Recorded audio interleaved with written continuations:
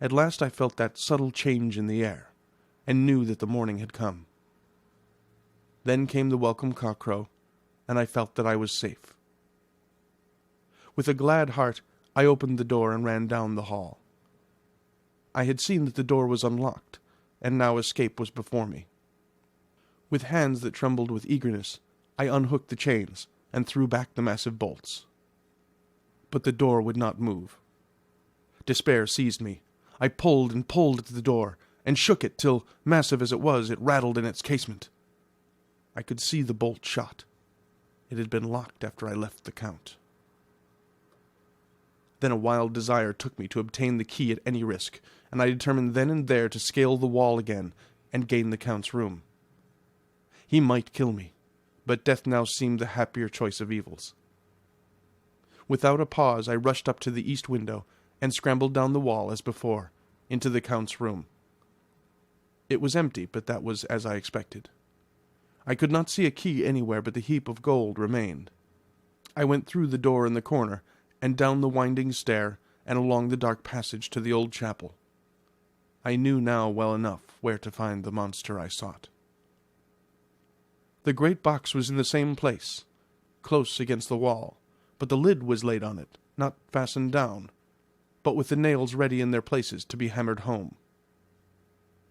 I knew I must reach the body for the key, so I raised the lid and laid it back against the wall.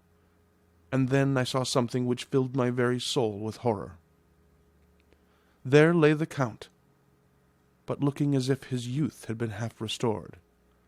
For the white hair and mustache were changed to dark iron grey. The cheeks were fuller, and the white skin seemed ruby red underneath. The mouth was redder than ever, for on the lips were gouts of fresh blood, which trickled from the corners of the mouth and ran down over the chin and neck. Even the deep, burning eyes seemed set amongst swollen flesh, for the lids and pouches underneath were bloated. It seemed as if the whole awful creature was simply gorged with blood. He lay like a filthy leech, exhausted with his repletion. I shuddered as I bent over to touch him, and every sense in me revolted at the contact, but I had to search, or I was lost. The coming night might see my own body a banquet in a similar war to those horrid three. I felt all over the body, but no sign could I find of the key. Then I stopped and looked at the Count. There was a mocking smile on the bloated face which seemed to drive me mad.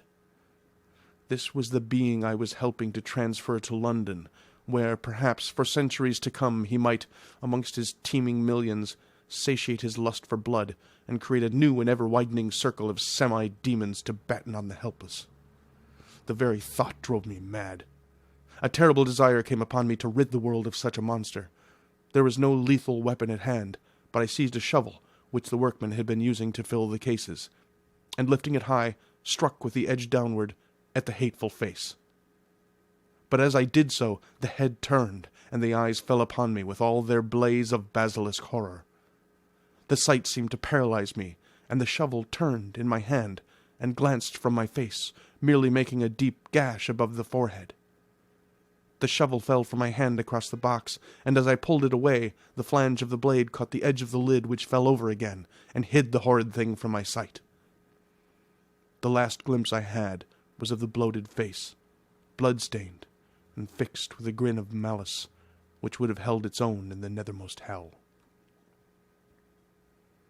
I thought and thought what should be my next move, but my brain seemed on fire, and I waited with a despairing feeling growing over me. As I waited, I heard in the distance a gypsy song sung by merry voices coming closer, and through their song the rolling of heavy wheels and the cracking of whips.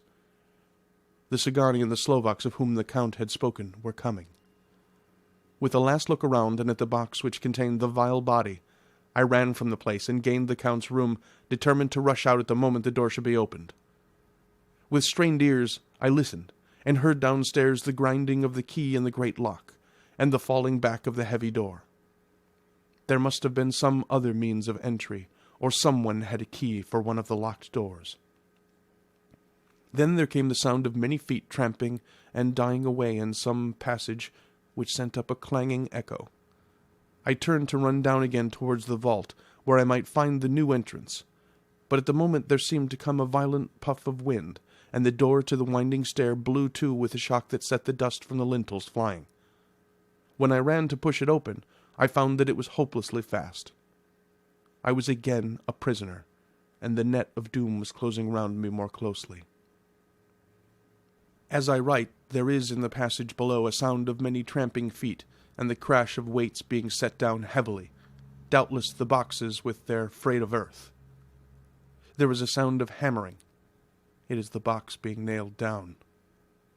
Now I can hear the heavy feet tramping again along the hall, with many other idle feet coming behind them. The door is shut. The chains rattle. There is a grinding of the key in the lock. I can hear the key withdrawn, then another door opens and shuts. I hear the creaking of lock and bolt. Hark! In the courtyard and down the rocky way the roll of heavy wheels, the crack of whips, and the chorus of the Sagani as they pass into the distance. I am alone in the castle, with those horrible women. Faugh! Mina is a woman, and there is naught in common.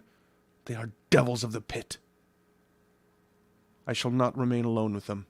I shall try to scale the castle wall farther than I have yet attempted. I shall take some of the gold with me, lest I want it later. I may find a way from this dreadful place. And then away for home. Away to the quickest and nearest train. Away from the cursed spot, from this cursed land, where the devil and his children still walk with earthly feet. At least God's mercy is better than that of those monsters, and the precipice is steep and high. At its foot a man may sleep, as a man. Goodbye, all. Mina. End of chapter 4.